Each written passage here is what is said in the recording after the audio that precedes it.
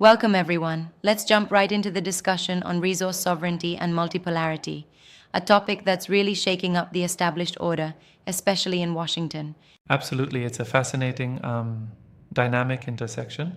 What's striking is how these ideas are so disruptive to the traditional Western narrative, right? Yeah, exactly. When you mix true resource sovereignty with multipolarity, you end up creating a scenario it's like a nightmare for those neocons and the hegemonic thinkers in Washington. Yep, that's a game changer. I mean, think about it. If we empower peoples to control their resources, it kind of undermines the old power structures, doesn't it? Absolutely, it really does. It's almost like dethroning the old guard. And we see this not just in theory, there's also a clear connection to real world movements. Take, for example, how BRICS and people's liberation movements in Africa are getting pushed back by a system that fears shifts in the resource balance. Right. And that resistance from the West makes you wonder, are we looking at an inevitable realignment? Definitely, it's like a seismic shift is about to happen. I mean, imagine a world where nations build their economic and political power from their own abundant resources instead of being tethered to Western controlled institutions. That's mind blowing. It's almost as if the narrative around international power is being completely rewritten.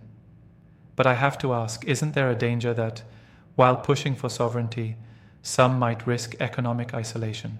That's a good point. There is always a balance to strike.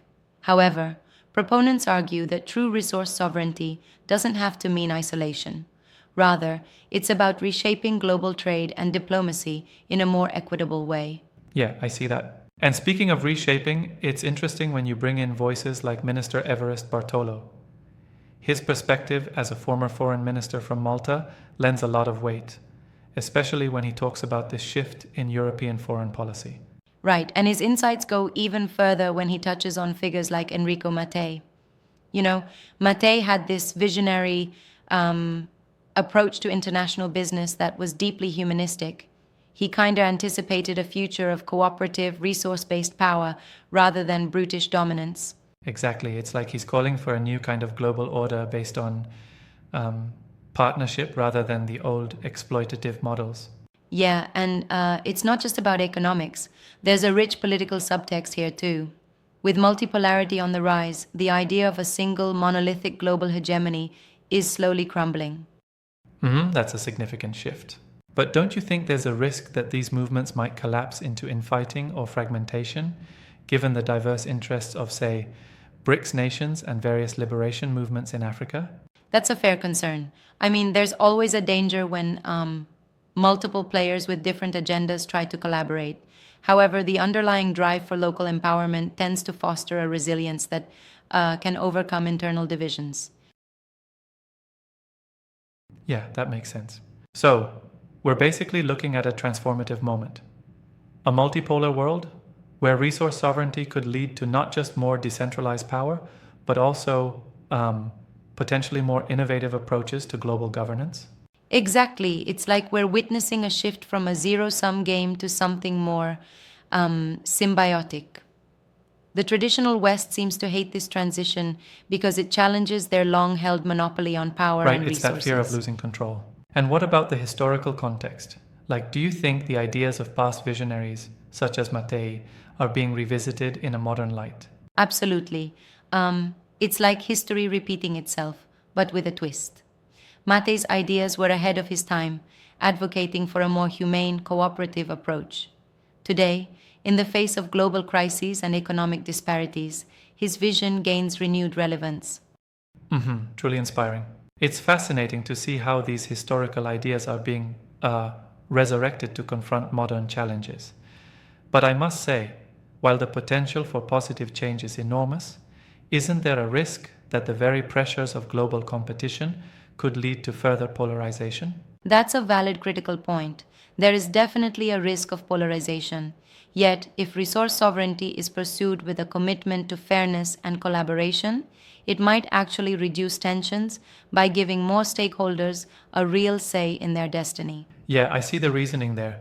It almost sounds like we're in the midst of a global rebalancing act. But do you think established powers can adapt before it's too late?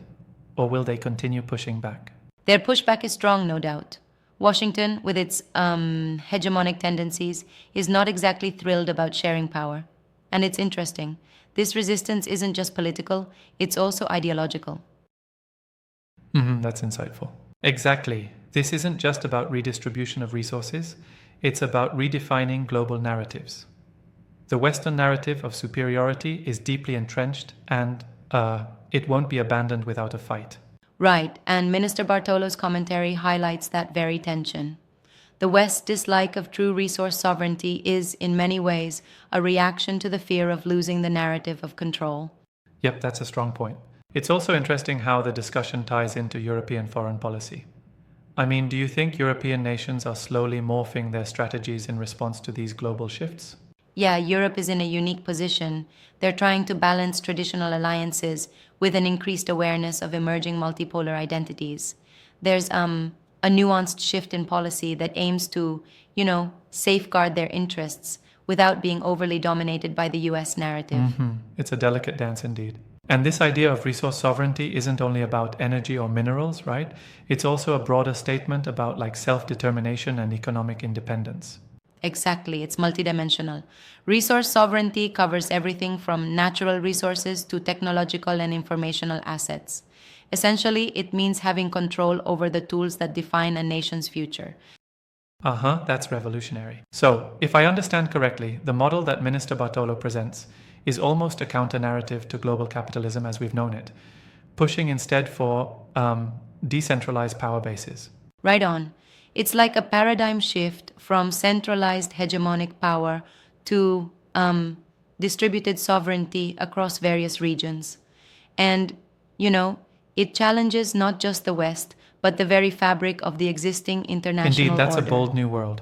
That sounds almost utopian, yet the reality on the ground is messy. How do you think these principles will play out when faced with practical geopolitical and economic challenges? Well, there are definitely hurdles ahead. Implementing resource sovereignty means confronting entrenched interests and outdated alliances. Yet, the momentum of change, augmented by public sentiment and rising regional power blocks, might just tip I the guess scales. time will tell. And isn't it fascinating that this conversation dovetails into a much larger debate on freedom, democracy, and self-determination? The West's resistance arguably highlights its own insecurities about losing the narrative. Absolutely. It's a mirror reflecting the West's own apprehensions. When you see such a frank critique from voices like Minister Bartolo's, it's not just rhetoric. It's a call to re-examine the legitimacy of current global power structures. Right, that definitely merits a closer look. I mean, when alternative power models start gaining ground, how do you think the established powers will react? More sanctions, deeper diplomatic isolation, or a pivot to negotiation? It's a mix, honestly. There will be tightening of sanctions and aggressive posturing at first, but eventually, if these multipolar trends keep accelerating, negotiations might become the only feasible route. Yeah, sounds like a pressure cooker. And let's not forget the role of public opinion. As citizens around the globe demand more accountability and resource control, that really makes the establishment nervous. Right. The grassroots, the people's liberation movements in Africa and beyond, show that resource sovereignty is not only a political or economic issue, it's a deeply emotional, identity-driven movement. That's incredibly potent. In wrapping up, it seems this push for resource sovereignty, framed within a multipolar world, isn't just a strategic move. It's a transformative shift that challenges long-held power dynamics. Exactly. And while there are practical challenges ahead, the momentum for change is undeniable. It remains to be seen whether the West can adapt to this new reality or if resistance will only accelerate the shift. Right, and it's a debate we'll be watching closely. Thanks for this engaging deep dive. I think we've unraveled some of the complexities in a way that really highlights both the promise and the challenges of a multipolar world driven by resource sovereignty.